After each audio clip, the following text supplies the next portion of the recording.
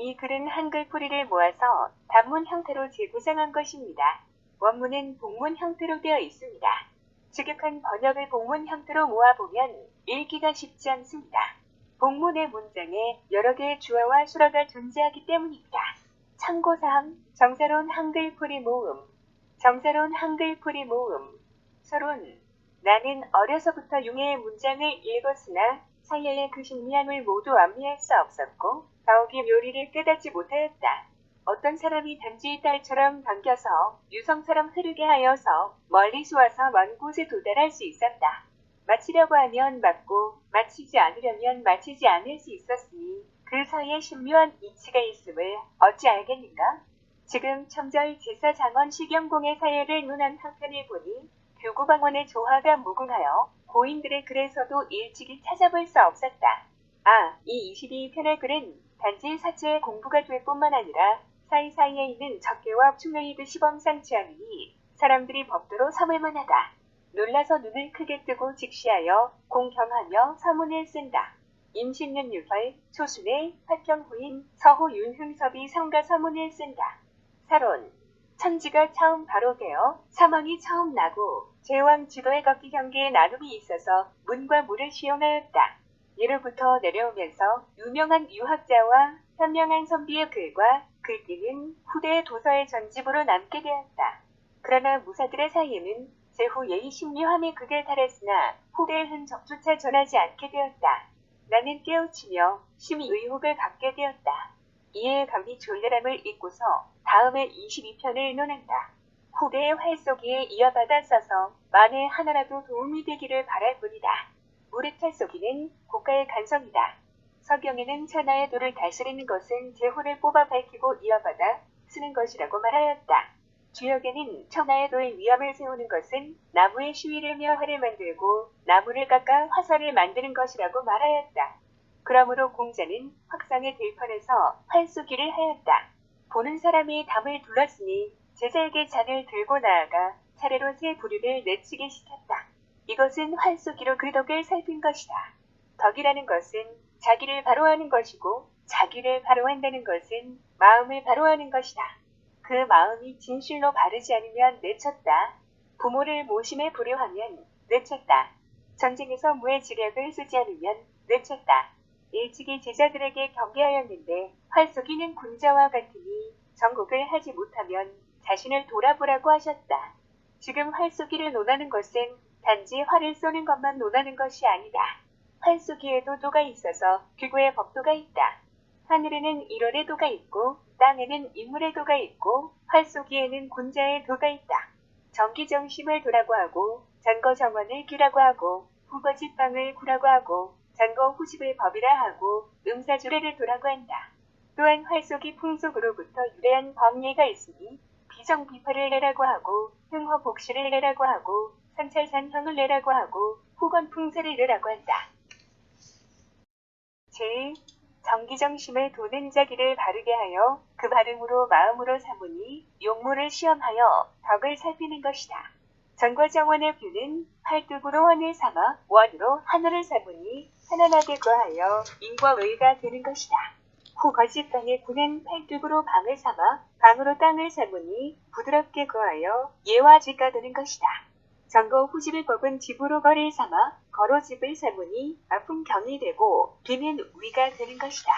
음사주례의 도는 예로 악을 삼아 악으로 활을 쏘는 것이다. 어찌 활쏘기가 예에 비견되고 어찌 듣는 것이 악에 비견되는가? 향음 향사의 풍속은 성인시대의 정치와 위엄과 절주라는 것이다.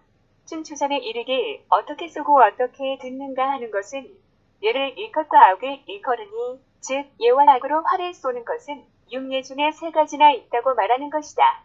법예로서 비정비팔이라는 것은 발이 단정히 서 있는 것이다.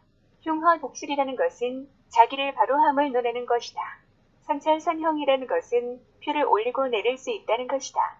후건풍세라는 것은 힘을 더하고 줄일 수 있다는 것이다.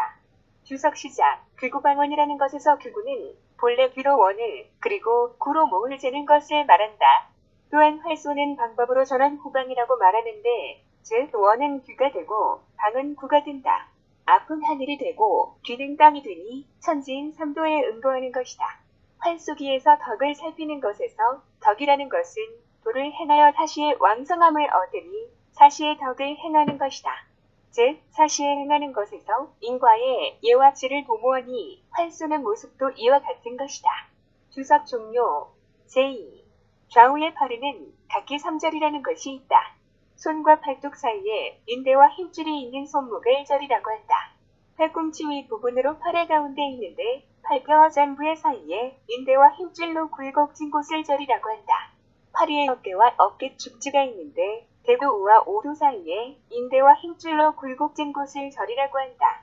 이러한 근경의 3절이라는 것은 궁현과 그 배우자가 됨으로써 조화를 이루는 이치이다. 주석 시작. 어깨와 어깨 축지를 일컬어 어깨의 대죽이라고 한다. 잔부를 일컬어 팔의 잔살이라고 한다. 팔뚝을 일컬어 팔의 곰이라고 한다. 모인의 말에 대죽, 잔살, 곰이 세 가지라고 한다. 아랫팔과 잔부는 팔꿈치 위와 팔 아래에 있는데 굴곡진 곳과 잔부의 사이가 상음이다. 곰이의 사이가 하양이다. 서로 접하여 예속된 곳인 오두는 어깨와 어깨 축지가 마디를 이루는 곳인데 어깨 축지 안쪽의 팔머리를 오두라고 한다. 주석 종료. 제3. 사후에서 화풀이를 정제하여 가지런하게 하는데 모름지기 십심십정이라는 것이 있다. 심성을 통째로 보는 것에서 지키고 유지하는 굳건한 마음을 정이라고 하고 작은 것을 크게 보듯이 하는데 기틀을 희망하는 바른 마음을 정이라고 하고 멀고 가까운 것을 짐작하여 헤아리는데 형체를 살피는 너그러운 마음을 정이라고 하고 정거의 엄지와 이지, 삼지로 파지하는데 중통을 시험하여 정량하려는 마음을 정이라고 하고 다음으로 양팔을 드는 사이에 앞뒤마디의 팔뚝과 장부를 동시에 들어서 하늘을 가로질러서 방과 원을 정치려는 마음을 정이라고 하고 다음으로 어깨와 어깨 축지와 오두가 있는데 주인을 정하여 씻는 마음을 정이라고 하고 다음으로 후집하여 깍지를 맺는 것을 근래에는 빈틈없게 하는데 교묘하게 늦추는 그대로의 마음을 정이라고 하고 다음으로 깍지를 맺는 것이 이미 깍지를 떼었을 때에 도달하여 의지를 가득히 더하려는 마음을 정이라고 한다. 이 십승십장의 도는 올곧은 활쏘기와 자신을 어준다. 올곧은 활쏘기의 도는 십정으로부터 유래한다. 십심이 정에 접하여 자기를 바르게 하고 그 바름으로 마음으로 삼는다. 그 도는 일관되는 활쏘기의 이치이다. 무릎 산사하여 활을 잘 쏘는 것은 법을 갖추어 도를 얻는 것이다. 이렇게 하여 도를 얻는 것은 스스로 생각하여 묘리를 얻는 것이다. 이렇게 하여 묘리를 얻는 것은 각자 얻은 것에서 나온다. 이것은 자기의 마음과 의지 중에서 그것을 도모하여 구하려는 것에서 나온다. 제4. 활쏘기를 배우는 법은 궁으로 연습함으로써 배우게 시켰는데 고래의 법규로부터 유래된 것이다. 사람마다 배우게 시키기에 힘써서 그 바르지 않음을 바르게 하도록 하였다. 우리 동국의 위험 있는 무예는 이렇게 익혀서 자신을 바르게 하였으니 국가의 변함없는 규범이다. 주석 시작. 동후는 비록 궁명이 거취만 남았지만 그 과거의 쓰임이 남아서 그 후대의 궁후라고 일컬어질 뿐이다. 주석 종료. 고인들이 풍자하여 말하길 그 궁으로 시험을 하여 3년이 지난 후에 전궁을 시해놓았다고 했다. 전궁은 큰 활이고 큰 활은 철전이니 철전은 육명전이다. 사예로서 무예를 이겨 과거에 응시하려는 자는 본디 큰 활로 과거에 응시한 연후에 다음으로 유역전을 실험하였다. 즉 먼저 육량의 원리를 법으로 하여 등골뼈의 힘을 취하여 기운이 정정하게 되는 것이다. 그러므로 그 육량을 취하는 것이다. 그 나머지 유역전과 편전, 기초와 목전의 활쏘기는 전궁의 재수를 잇는 것이다. 그 철전의 위력을 가지고서 그 명확함으로 유역전을 시험한다는 것은 모두 등골뼈의 힘을 일컫는 것이라고 할 수 있다. 그러므로 위험 있는 모예가 사회에 두루 이름을 떨치는 것이다. 국가를 위하여 간성의 요체가 되는 것이고 국가를 방비하여 평안하게 다스리는 도리가 되는 것이다. 그러므로 옛말에 이르기를 문문을 병용하는 것이 오랫동안 유지하는 방법이라 하였다. 제5. 육량에 도는 거로서 법으로 삼고 집으로서 도로 삼는다. 스승이 골자라 도리를 다스림에 있어 어깨는 밟듯이 아래로 내리고 어깨 축지는 따르듯이 아래로 내린다. 오골은 머물고 오두는 지지하고 소타는 곳곳이 해야 한다. 곳곳이 한다는 것은 말미암음이고 말미암음은 응대함이다. 응대함은 머무는 것이고 머무는 것은 정지하는 것이다. 모두 이러한 것을 헤아릴 수 있게 된 연후에야 이치를 명확히 밝힐 수 있는 것이다. 무릇 활쏘기에 갖추어 거궁하는 방법은 양팔에서 힘을 구하지 않은 것을 온전히 하는 것이다. 높이 드는 것인데 뼈에서 기약하고 마디에서 없는 것이다. 만약 힘쓰기를 하는 것에서 팔꿈치가 먼저 서면 즉 힘줄도 먼저 선다. 힘줄이 서면 즉 골절이 기세를 잃는다. 기세를 잃으면 즉 활 당기기에 어려움이 있다. 활 당기기에 어려움이 있으면 즉 반드시 마지막 기세에 어려움이 있게 된다. 그러므로 맹자께서 말씀하셨다. 도약하듯이 한다는 것은 중도를 지켜서 세우는 것이니 능한 사람은 반드시 이것을 따랐다. 주석 시작. 앞에서 말한 수거, 소지, 소려, 소은, 소정, 소지의 7글자는 그리함의 동정을 살피고 그 골자를 강요해 헤아리는 것이니 성급하게 욕심내지 않도록 할 수 있게 한다. 주석 종료. 제6. 당기는 것을 유지하며 활을 쏘는 방법은 다음과 같다. 앞팔뚝과 뒷팔뚝을 높게 멀고 멀게 들어 머리에 이고 머리 위에 원을 그려서 허공에 의지하는 것이다. 이로 인하여 힘쓰기를 다하고 소리를 다하니 어깨 모양의 방을 모아서 당겨 다스리게 된다. 즉 앞은 밀고 뒤는 누른다. 거래주로 하고 집을 온전히 한다. 이로 인하여 중도에 맞게 세워서 그 절주로서 자신이 그 기능을 추구한다. 앞은 머물고 뒤는 전진하는 것이 배가 바람을 타고 노는 것과 같아서 배도치 음료를 타면서 진진보 보칭충직직하는 것과 같다. 능한 것 중에서 능한 것은 일어나는 중에 일어나는 것이다. 따르는 중에 따르는 것은 더하는 중에 더하는 것이다. 우주의 황량함과 광대함을 원대하게 바라본다. 머리는 백이 울며 솟구치듯이 한다. 목은 소리꾼이 넓적다리를 올려 한 소리 높이며 기회를 뽐내듯이 도약한다. 시위를 넓히며 당기니 번개가 치고 천둥이 치는 소리가 난다. 6년 전에 살걸음이 낮게 뜨다가 다시 높게 뜨니 날개로 날아서 하늘로 뻗는 것과 같다. 만약 그 기세라면 살걸음이 닿는 곳이 몇 보나 되겠는가? 이와 같이 하여 당기는 것을 유지하며 활을 쏘는 방법이 이것과 같다. 주석 시작. 뒤는 머물고 앞은 전진하는 것은 전거 후습하는 이함이다. 앞은 비록 전진하지만 뒤는 오히려 후습하는 것이다. 그러므로 후를 전지는 거에 따르고 집에 따를 뿐이다. 주석 종료. 제7. 스승이 되기 위한 도에서 만약 그 골절의 품질을 알지 못하면 즉 골절의 도리에 다마의 이치가 없게 된다. 품질의 이치에 리함의 도리가 어긋나서 하염에 이어서 리함을 알지 못하게 된다. 그러므로 활쏘기가 고질이 된다. 스승도 역시 활쏘기로 말미암아 고질이 되는 것을 모르니 좋게 스승이 없다고 할 수 있다. 만약 공체가 변하고 형체도 바뀌면 하염에 이어서 리함을 알지 못하게 된다. 그러므로 비록 장사라고 하여도 스스로 묶어 자신을 결박한다는 것이 이것을 말한다. 무릇 활쏘기의 다함과 리함이라는 것은 그 순서로서 순서에 따르거나 따르지 않는 것으로 분류한다. 골자를 리함에는 각각 따르는 것과 거스르는 것이 있다. 따르는 것은 서수에 따라서 리함을 도모하는 것을 말하고 거스르는 것은 거꾸로 여겨서 리함을 도모하는 것을 말한다. 만약 그 서수에 따라서 그 골자의 원리를 소중히 여긴다면 이것을 따르는 것이 쉽게 된다. 만약 그 순서를 어겨서 그 골자의 이치에 따른다면 즉 이것을 거스르는 것이 어렵게 된다. 이런 이유로 거스르는 자는 서수대로 리함을 하여도 날마다 리함에 있어서는 따르는 것을 모방하는 듯이 보일 수 있다. 그러나 달마다 리함에 있어서는 마땅히 빠뜨리고 리함을 한다. 만약 서수에 거꾸로 리하여 따르지 않는다면 즉 불치가 된다. 만약 서수에 맞게 리함이 그 순서에 일치하고 그 순서에 따른다면 안에서 골자를 세우고 밖에서 견갑을 거두니 모든 것이 절주에 맞는다. 즉 재주가 있고 없음에서 활쏘기는 그 사람에게 달려있다. 전과 부정에서 관철은 그 스승에게 달려있다. 만약 순서에 따르지 않아서 리에서 과하게 바뀌고 타에서 심하게 따르면 즉 따르는 것이 반대로 화에 닿으니 리를 하는 중에 고질도 감춰진다. 주석 시작. 앞에서 말한 고질은 가르침도 없이 리를 해가여 골절의 병이 드는 것이다.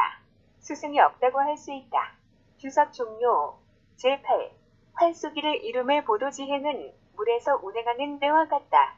배의 훌륭한 사공은 그 큰 바다를 관찰하는데 평평한 육지를 운행하듯이 한다. 이를 해남에 깊고 얕음과 험하고 시움의 형태가 없는 것으란다.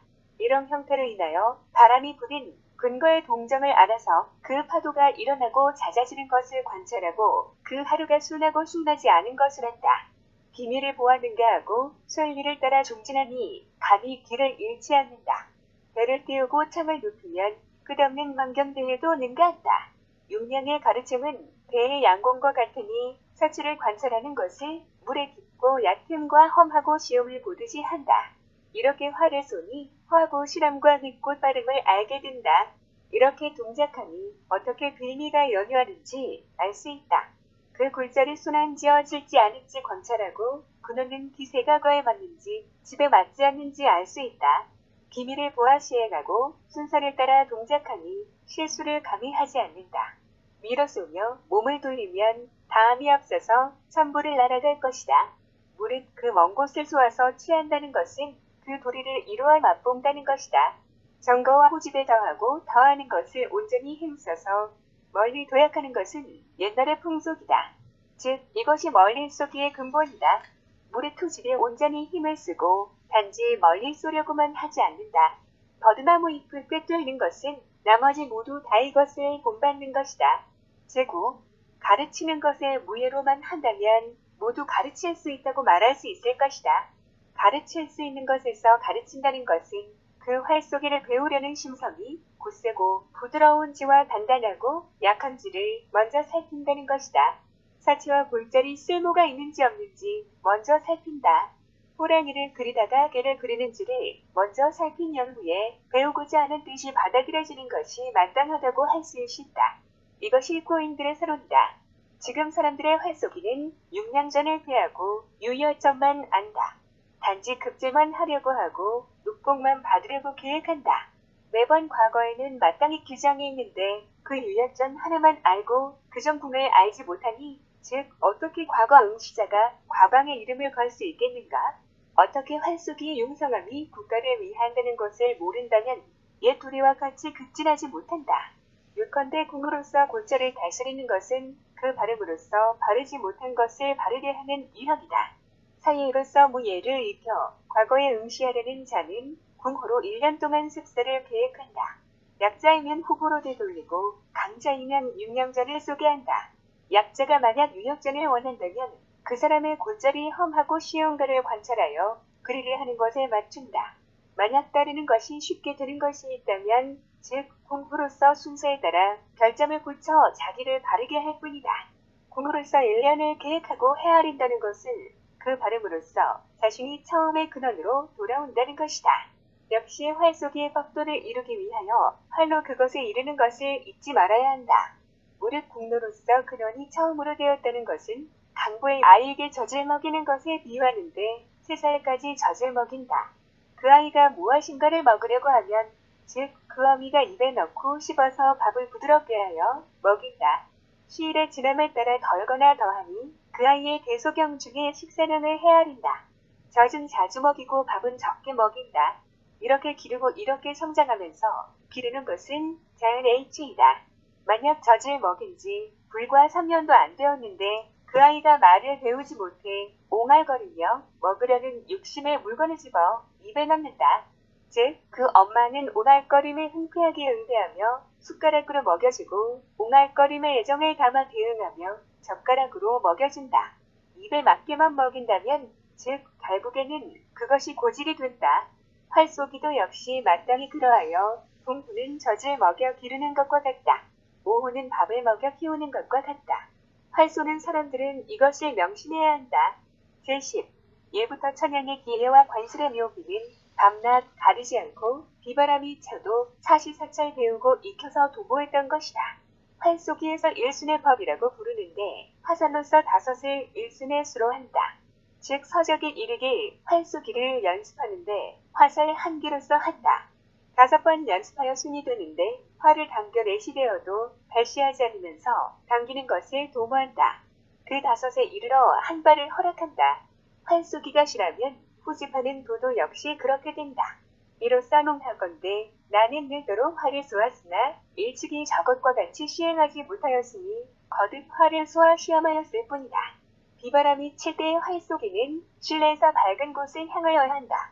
화살을 갖추어 활을 당겨서 쏘는 것처럼 하면서 발시를 하지 않는 거이다.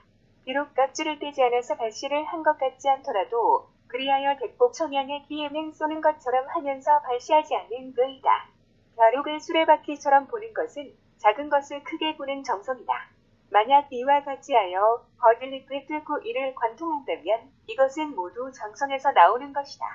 비바람이 칠 때의 십수는 낮 시간의 백순보다 낫다. 5번 거하여 한 번 깍지를 떼는 것은 숨마다 깍지를 떼는 것보다 뛰어나다. 활 쏘는 사람은 이것을 시행한 연후에야 이치가 깊어짐이 있어서 스스로 얻을 수 있게 된다. 활 쏘기를 배우는 도가 또 있으니 나무 활로서 이성면을 시행하는 것이다. 즉 활로 일가를 이루는 것은 그 중에 있다. 활 쏘기로 자신을 바로 함은 나무 활로서 끝없이 시행함에 이르러 저절로 존재하게 된다. 신사는 자기를 바르게 할 뿐만 아니라 또한 관역을 해롱하는 마음도 갖지 않아야 한다. 그리하면 상관이 없어서 염려하지 않을 것이다. 그러므로 이와 같이 논하니 고인의 풍속은 이와 같은 것이다. 11. 우리 동국의 유역전의 법규는 법전의 고로서 비리를 재는데 120보를 정식으로 하였다. 지금 활쏘기를 배우는 사람은 혹시나 처음 활쏘기를 5호로 하는 듯하다. 그 5호라는 것은 역시나 공구가 연하듯이 연하다. 연은 나무활과 한 양의 화살을 갖추고 화포를 피하여 조준하여 허공에 들고 쏜다. 역시 이것도 고인들의 풍습이었다. 이미 고인들도 이와 같이 하였다.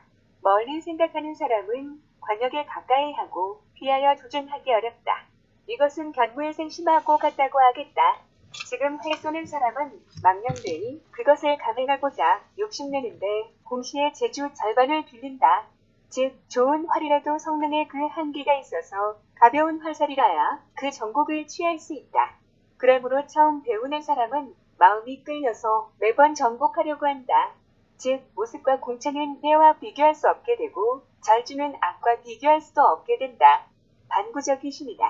그러므로 유래한 풍속에 처음 배우는 사람이 이러하니 그 화포를 구할 수 없고 그 한계를 얻을 수 없게 된다. 연하고 부드러운 나무활과 함량의 무거운 살대로서 활쏘기에 활과 살대의 재주가 없게 된다. 즉 비록 그 정곡을 얻으려고 하지만 활과 살대의 힘이 이미 불능이 된다. 한계에 도달하지 못하더라도 멀리 감행하려는 사람은 활을 쏘더라도 관역의 무겁에 침범하지 못한다. 생각을 하더라도 관역의 영역에 당면하지 못한다. 그러므로 처음 배우는 사람의 행실이 이와 같은 연후에 가르치는 사람은 이것을 법도로서 가르친다. 배우려는 사람은 이것을 숨기하여 행한다. 즉 법도를 가르쳐 행함은 그 발음을 얻고 그 종국을 잊어서 스스로 그 화포로부터 멀어진다는 것이다. 당연하게 멀리 요구하나 반대로 가까이 된다. 빨리 하려고 하지만 도달하지 못하게 된다.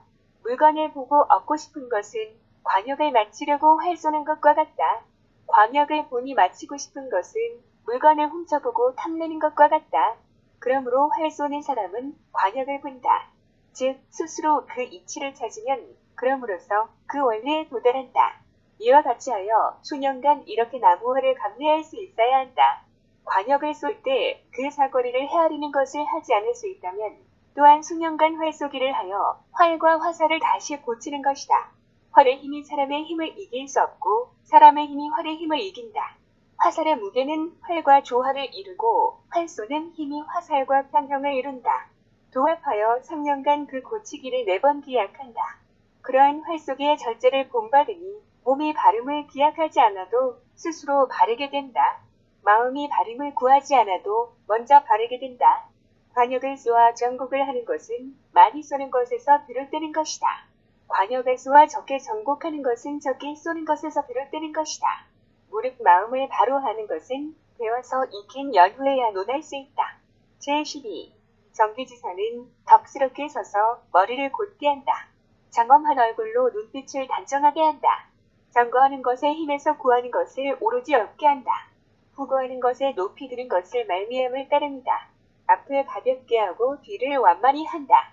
자신이 언덕이 되고자 하려면 가득 차거나 기울어지는 것이 어느 쪽으로든지 하나도 없도록 해야 한다. 뒤의 견갑과 후면의 허리와 넓적다리는 곧게 펴서 유지하는 것을 오로지 주지한다. 목은 그 방이 실하도록 세워야 한다. 뒤가 그 앞을 이기려고 한다면 뒤의 견갑과 허리와 넓적다리가 얽혀서 거하여 인지러지지 않도록 해야 한다. 이리하여 스스로 정기에 이르게 된다. 만약 후지파는 어깨가 그 앞에 진다면 그 후세를 잃게 된다. 그 정기에 스스로 이르지 못하게 되어 정기의 활쏘기로서 이기고 진다고 말하는 것이다. 매번 거듭하며 그 후견의 사이가 쉽게 이지러지면 그 집이 네 어깨를 당기게 되어 그 자신이 이지러지는 것을 스스로 알지 못하게 된다. 그러므로 반드시 뒤가 그것의 승자가 되어야 한다고 말하는 것이다. 이러함으로 선사와 불사는 모두 자신으로부터 나온다. 자신으로부터 나온다는 것은 바르냐 바르지 않느냐에 달려있다. 맞지 않는 것을 걱정하지 않고 바르지 않는 것을 걱정하는 사람은 그 바르고자 함에 미혹되어서 즉 마침내 도를 이루게 된다. 바르지 않는 것을 걱정하지 않고 맞지 않는 것을 걱정하는 사람은 그 맞추고자 함에 미혹되어서 즉 마침내 도를 이루는 것에 실패하게 된다. 매번 그 활쏘기에서 선사하려고 하면 반드시 자기 자신을 먼저 바르게 해야 한다. 이것은 활쏘는 중에 이치는 감추어지지만 이치를 따르는 중에 실함을 이룰 것이다. 제13. 손목과 팔꿈치, 어깨의 관절은 앞에서 전과의 3절이라고 했다. 또한 고인들에게서 전해지는 말에 자신이 삼동이 된다고 했다. 삼동이라는 것이 어찌하여 이렇게 부르냐 하면 당연히 삼동이라는 말에서 나왔다. 내가 전과의 3절이라는 것을 말했는데 당연히 삼동에서 나온 말이다. 반드시 3절과 삼동이 있고 같은 말로 나란히 부른다. 자연히 삼동이라는 것은 옳고 그른지를 알지 못하지만 시간이 지나면 알 수 있게 되는 것이다. 앞에서 자신이 언덕이 되라고 했는데 일찍이 민서범께서 금목지형에 비유하여 가르치셨다. 즉 언덕의 나무는 강대하지만 바람을 만나 움직여서 그 몸체까지 움직이게 한다. 어찌 언덕이 움직일 수 있겠는가? 이러함으로 금목의 실람은 언덕과 비교할 수 없으니 즉 과감하게 언덕이 되려고 해야 한다. 제14. 허실의 유형에 있어서 그 실하다는 것은 아픈 바하고 비빈 절제하여 그 법규를 갖추어 그 도리를 절제하는 것이다. 동작은 안정의 형상에서 생겨나고 절제는 동작의 변화에서 생겨난다. 굴곡은 그 고듬을 지키고 근경은 그 말들을 옹정히 한다. 엄지의 끝줄을 끼고 당겨서 오고 한획을 그리듯이 직선이 돈다. 앞이 뒤와 더불어 이기지 않아야 하고 뒤가 앞과 더불어지지 않아야 한다. 앞과 동시에 뒤의 기세 사이에 머리카락 같은 조명조차 용납되지 않는다. 이 같은 결음으로 서로 기울어짐이 없으면 이미 보름달을 그린 것과 같이 된다. 중용을 계승하는 덕의 형태를 도모하여 자신이 언덕과 같이 된다. 이것을 실하게 되는 것이라고 말했다.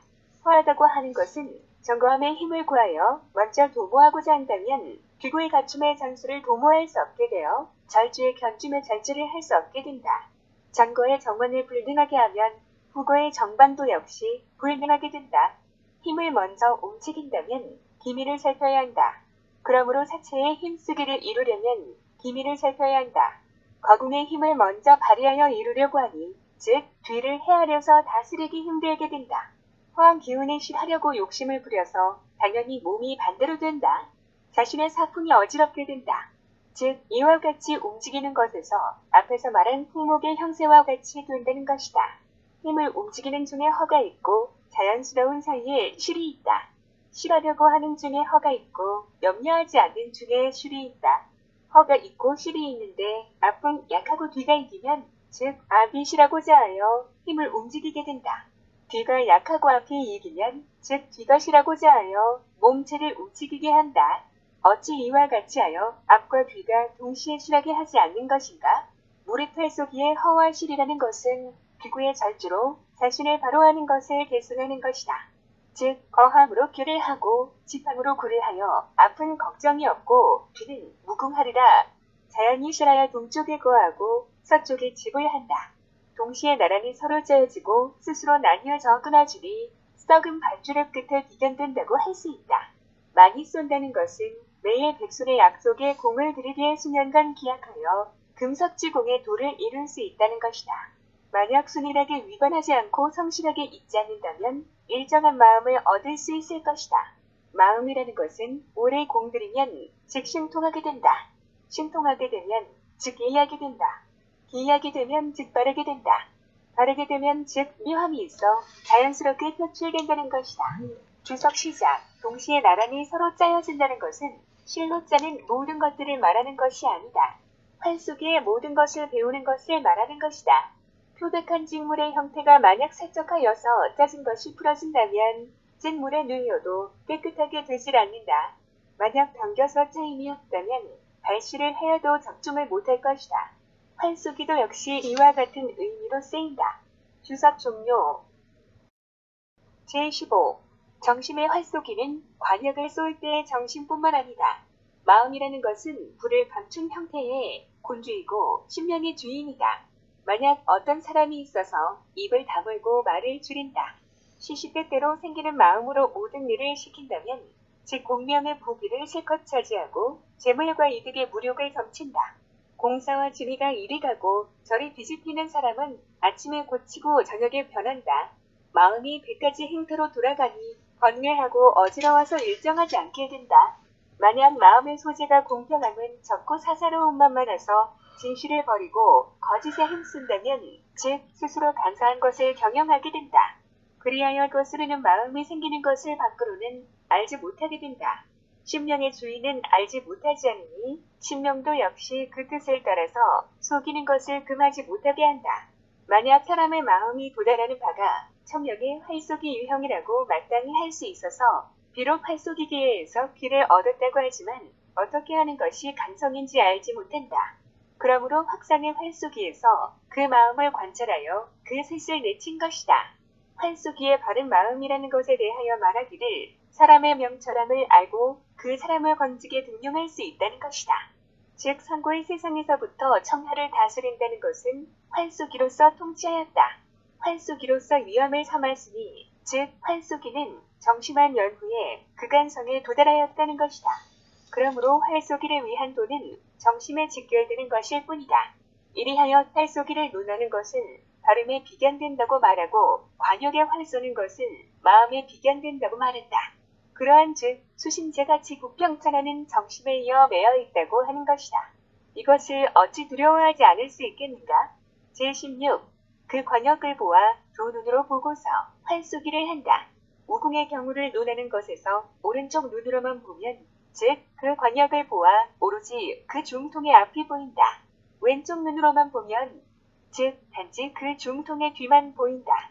양눈으로 병행하여 보면 즉 중통에 그 관역이 덮어지는 것이다. 이와 같이 하여 보이고 보이지 않는 사이에 중통에 마주하는 것은 그 코가 된다. 코는 양눈의 한계에 있어서 얼굴의 가운데가 된다. 얼굴이 바른 연후에 코가 바르게 되고 코가 바른 연후에 눈이 바르게 된다. 그 중통을 보는 것에서 코는 한 번에 판가름하니 중통은 손 안에서 조화를 부려서 그 관역을 보는 것에서 중통은 한 번에 판가름한다. 만약 그 관역을 보아 그 중통의 위나 아래가 보인다면 즉 자기의 편의에 따라서 그 한 번의 판가름이 되게 하는 것이 이것이다. 만약 그 관역을 보아 그 중통의 앞이나 뒤가 보인다면 즉 그 뒤를 남기고 그 앞을 옮긴다. 그 후세를 실하게 하면 즉 이와 같이 하는 것이 이것이다. 만약 그 관역을 보아 그 중통을 덮는다면 즉 그 중통을 보는 것이 한 번에 판가름된다는 것이 이것이다. 그러하니 그 네 개를 보는 중에서 이로운 것은 그 중통의 앞이 살짝 보여서 후집하는 두 손가락이 그 기능이 극에 닿하여 직선으로 당겨서 일제로 방사하는 것이다. 즉 위에 있는 곡자가 되는 것이 요구된다. 보는 사람은 어찌 해야 하는가? 제17. 선사는 하나라고 일컫는 것이니 단지 선사가 하나뿐만 아니라서 그 하나의 6가지 법도를 관찰하면 그 앞을 거하는 것이 하나요. 그 뒤를 짚하는 것이 하나요. 그 왼쪽이 보이는 것이 하나요. 그 오른쪽이 보이는 것이 하나요. 그 깍지를 떼는 것이 하나요. 그 화살이 비행하는 것이 하나다. 동작과 태도가 하나 되지 아니함이 없게 된 연후에 마땅히 하나라는 이름을 얻을 수 있다. 이 일절로 신사라고 말하지 않고 구사라고 말하는 것이다. 신사가 활쏘기를 하여 3년이 지나면 이에 겨우 신사를 면하니 5년이 지나면 이에 도의적으로 구사의 역량에 들어서는 것이다. 활쏘기 경력이 10년이면 이에 판단을 세우게 하는 것이다. 만약 활쏘기 10년의 명예를 얻지 못하면 비록 활을 쏘아도 상한을 올림으로써 이름을 나타내지 못할 것이다. 제18. 선사하여 단단한 활을 쓰는 것은 반드시 많이 쏘아서 돌을 잃은 것이니 그러므로 활을 쏘아 셀 걸음이 낮고 빨라서 이와 같다. 사람의 기운으로 굳센 활이 가능하는 것은 역시 단단하게 깍지가 벗겨지니 후퇴하는 활의 소리가 동행한다. 공자는 활대가 뒤집어지면서 발생하는 위세이고 횡자는 시위가 화살을 보내며 반응하는 기세이다. 보는 사람은 위와 같이 하려고 그 봉행을 숭상하지만 감히 봉행하는 경지에 도달하지 못한다. 만약 이와 같이 궁하려고 하면 궁사와 활과 함께 굳세서 전거 후집하여 매자 쏜 연후에야 이에 얻게 할 수 있다.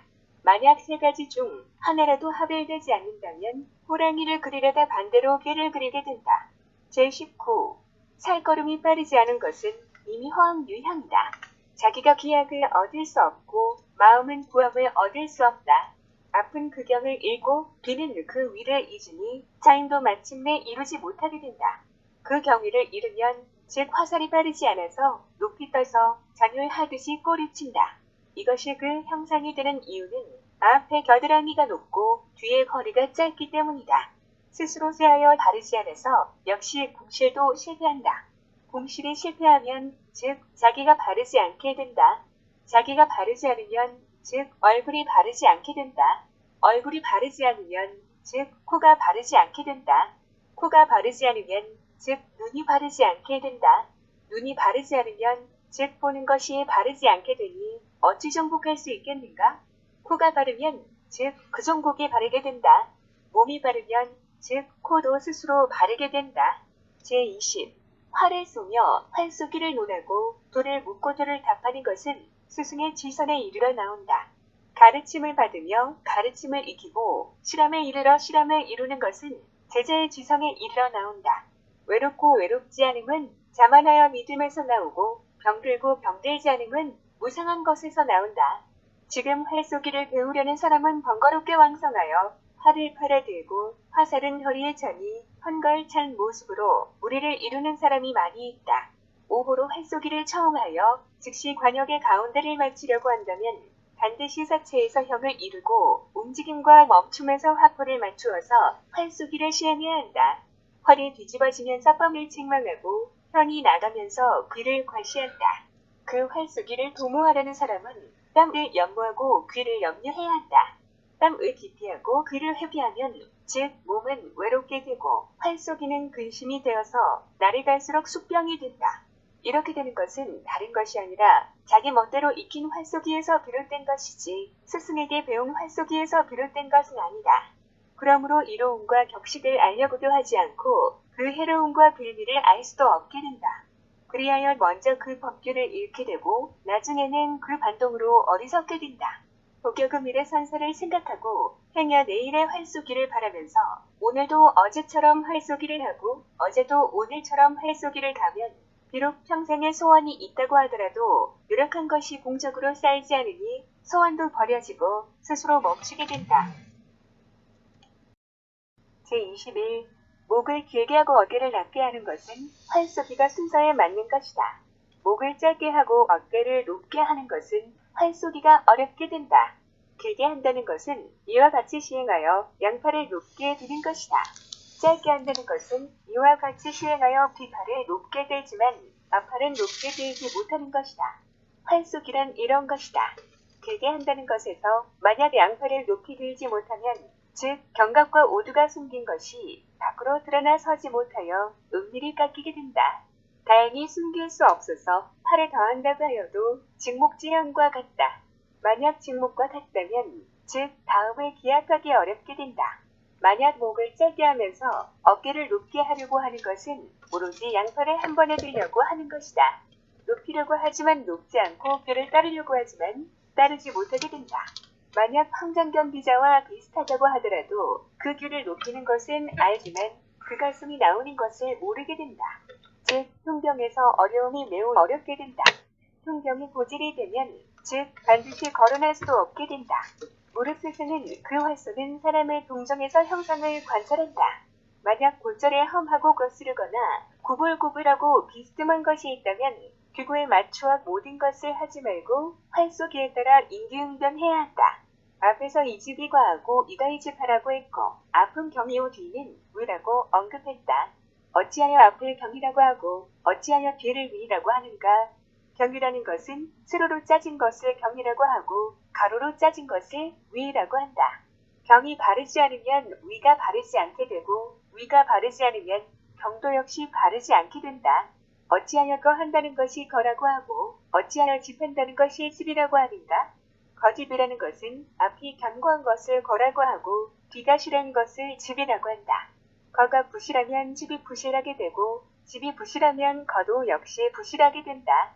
그러므로 기구의 차이가 생기면 전곡에서 멀어지고 경위의 차이가 생기면 화보에 맞는 것에 실패한다. 활쏘기는 기구를 잃지 말고 방언을 극하여서 비바람에도 물론 활을 쏜다. 앞이 거하는 것을 기약하지 않아도 스스로 거하게 되고 뒤가 집하는 것을 갈구하지 않아도 먼저 집하게 된다. 매적 쏘는 묘리는 손끝에 있다. 손끝에 나머지의 삼지가 있는데 이것은 아귀와 같다. 주석 시작. 거꾸로 세어, 셋에 멈춘 것을 삼지라고 부른다. 순서대로 세어이지 사이에 있는 넓은 곳을 아귀라고 부른다. 주석 종료. 이것은 활쏘는 중에 묘리가 감추어지는 이치이다. 활쏘기의 일가를 이름은 기구의 방언에 달려있고 활쏘기의 이득을 도모함은 삼지의 아귀에 달려있다. 매저 쏘기의 성공함은 후집하는 이지의 손끝에 달려있다. 손가락 아귀에 비록 묘리가 있다고 하더라도 만약 뒤가 그 집에 견주는 것에 도달하지 못하면 손가락 아귀도 역시 오히려 졸렬한 기세가 된다. 만약 거에 견주고 집에 견주는 지세가 뒤에 있다면 그 기세로 인하여 단지 중이 꺾이고 현이 끊어지는 것과 같다. 즉 자연지간에 그 묘리가 극에 달할 수 있으니 앞삼지의 아귀가 살 것이고 뒤이지의 끝이 살 것이니 스스로 분별을 이루는 유형은 이러한 것과 같다. 이것을 정거라고 하고 이것을 후집이라고 한다. 주석 시작. 아구는 당연히 귀라는 글자에서 나왔고 귀는 본래 천년을 사는 신성한 거북을 의미한다. 활쏘기에 재주가 있고 업고는 기약의 아귀에서 나오니 그러므로 이것을 귀라고 쓴다. 주석 종료. 제22. 얼굴과 몸체는 활쏘기의 주체이다. 팔과 관절은 활쏘기의 객체이다. 객체가 먼저 주체를 따르면 활쏘기의 기구에 맞는 것이다. 주체가 먼저 객체를 따르면 활쏘기의 기구에 맞지 않는 것이다. 주체가 바르면 객체가 바르게 되어 스스로 가까워진다. 주체가 바르지 않으면 객체도 역시 바르지 않게 되어 역시 멀어진다. 객체가 만약 주체를 먼저 따르게 된다면 주체도 역시 응대하여 의지하고 따르니 서로 합치되는 것이다. 그 사이에 있어서 만약 둘 다 바르지 않다면 즉 도를 이룸에 실패한다. 객체와 주체가 만약 함께 바르다면 즉 활쏘는 모습에도 빈틈이 없다. 활쏘는 모습에도 빈틈이 없으면 즉 하나로 합치하여 이루게 될 것이다. 활쏘는 사람은 이것을 살펴야 한다. 매중 말 앞에 22편은 근본을 논하는 것이다. 정심을 배우고 익히는 것을 하나에 두라 하고 전거 후집하는 것을 하나에 두라 하고 맞지 않는 것을 걱정하지 않고 바르지 않는 것을 걱정하는 것을 하나에 두라 하고 낮에는 활을 가지고 화살을 매겨 당기는데 넷까지는 불허하기를 도모하다가 다섯에 이르러 한 번에 깍지 떼는 것을 하나에 두라 하고 밤이나 비 오는 날에 활쏘기를 하려면 화살을 갖추어 매겨서 활을 쏘는 것 같이 하는데 이렇게 하기를 다하여도 깍지를 떼지 않고 연습하는 것을 하나에 두라 하고 엄지에 깍지를 끼고 잡아당기는데 후집하는 팔뚝을 그 높이 이상으로 높게 올리는 것이 하나에 두라 하고 후집하는 두 손가락이 단지 근방에 편승하여 손가락 안으로 공기가 들어오도록 항상 염두에 두는 것을 하나에 두라고 하고 주석 시작. 공기를 마시는데 화살의 안쪽으로 들어온다. 입으로 마시는 것이 아니고 손가락으로 들어오는 것을 말한다. 주석 종료. 전거하는 팔뚝이 비로소 그 원이 되니 오두의 적음을 항상 생각하여 객체가 먼저 주체를 따르는 것을 하나에 두라고 하고 거궁하는 사이에 저울의 팔뚝을 동시에 들어서 하늘을 가로지르는 것을 하나에 두라고 하고 가볍게 들어서 양팔에서 힘을 구하지 않는 것을 하나에 두라고 한다. 이에 십도로서 비록 한 가지 도에라도 힘씀이 있다면 호랑이를 그리려다가 이루지 못하는 것처럼 되지 않을 것이다. 앞에서 성인에게서 고풍의 활쏘기가 유래하였다고 언급하였다. 지금의 활쏘기로서 규고정비의 묘에서 이것을 논하여 십심십장의 유형을 밝히고 골자를 국심과 부드러운 단단함과 약함을 밝혔다. 이로움과 해로움, 허함과 실함의 활쏘기인 것을 밝혔다. 마음을 졸여서 태우며 억지로 지었고 거친 말을 마다하지 않아서 쓴 글이 두려운 것이니 그 방불함을 미처 알지 못했다. 그리하여 이에 책을 만듦으로써 몇 마디 말하고자 한다. 만약 명철한 스승과 학자를 만날 수 없다면 이 한 편을 읽고 강론하여 또 읽어서 사대에서 서로 얼굴을 볼 때마다 함께 바라보며 서로 질문하고 서로 가르치고 함께 배우고 익힌다. 비록 스승이 없더라도 의리를 잊지 않을 수 있다면 즉 역시 국가 성세를 위한 물을 권장하는 것이 되니 우리 고향의 활쏘기를 논하는 것뿐만 아니다. 임신년 5월 하순에 정민년 묵과에 급제하고 가이드부와 청절제를 열으면 청교상언식이 쓰다. 발문. 식은 갑자년 병년 17세에 보살을 시작하여 정해년 여름에 이르러 금군의 업무에 발탁되었다. 철저히 조선 공부하는 것을 3년 넘도록 보조하였으나 오히려 유역전에 심취하여 화보에 연습하길 수년간 하였다. 헤아려 계획하면 쏘아서 절반이 관중하였다. 구경하는 사람들이 돌을 기르며 망령되이 칭찬하였다. 만약 화를 산다면 당연히 천금으로 교환될 것이라고 풍론하며 말하길 일찍이 다른 사람들과 함께 활을 쏘며 논할 때에 활쏘기의 국력이 다른 사람에게 지시하느니 활쏘기로 다투며 전곡하는 것에서 여러 사람들 중에서 아래됨이 없었다라고 하였다.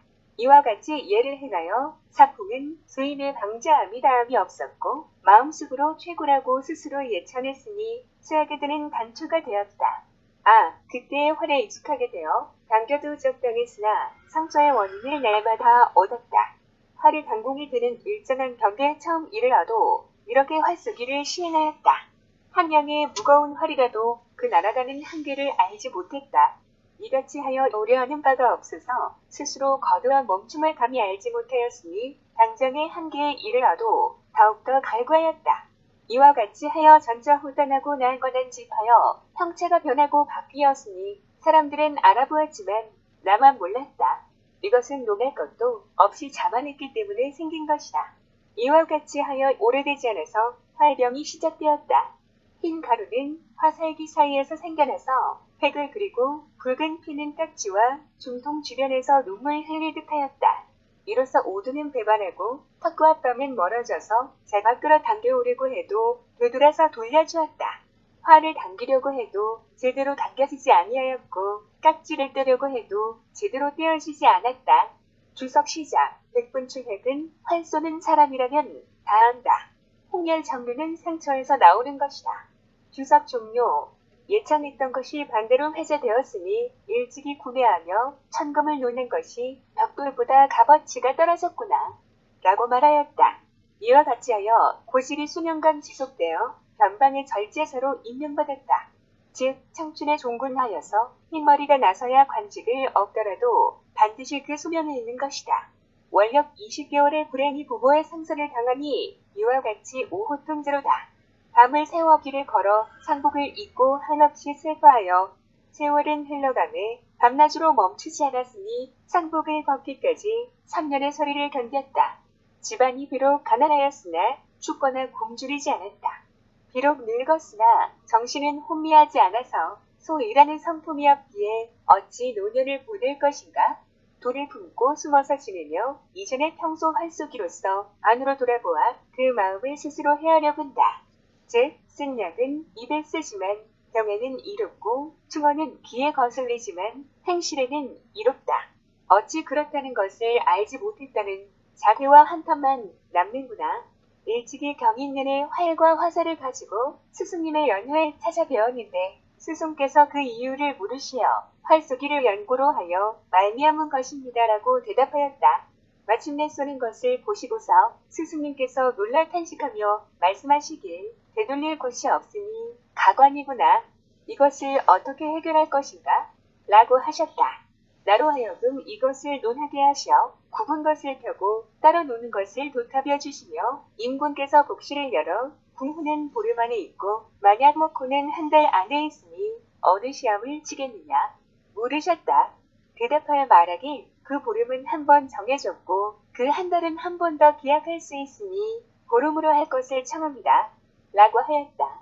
스승께서 술잔을 채워주시니 즉시 절을 하며 명을 받았으나 배반하고 순종하지 않았으니 여쭈어볼 기회가 부족하였다. 그리하여 나의 활쏘기가 불성하게 되었고 아무런 아쉬움도 없게 되었다. 약속을 따르지 않았으니 어찌 이와 같음을 용납할 수 있겠는가? 어떤 마음으로 어떤 것을 물었는가? 하고 처음 물으셨고 어떤 마음으로 어떤 것을 등졌는가? 하고 재차 물으셨다. 처음에 어떤 마음과 두 번째 어떤 마음은 승약의 병에는 어떤가 하고 물으신 것이다. 그러나 물어본 것을 되물어보며 듣지를 않았다. 나무활은 그의 거슬리니 이런 이유로 우리 고향의 제헌들은 이것을 응징하여 명심해야 할 것이다. 바양으로 62세가 되어 황홀하게 깨달음이 떠오르니 이에 나무활로 8개월을 시행하여 오후로서 다시 시행하였다. 즉 과실이 익은 것처럼 전보다 배는 나아졌고 고목의 꽃이 피고 병든 노인이 회춘한 것과 같다. 그리하여 지금은 이미 65세가 되었다. 어찌 갈구하는 것이 있겠는가? 단지 소일거리를 하는 방법에 있어 이와 같은 것이 없는 것이 당연하다. 만약 지금의 10년 전이라면 벽돌이 반드시 황금이 되었을 것이다. 만약 지금의 30년 전이라면 황금이 획이 되지는 않았을 것이니 탄식한들 어찌하겠는가.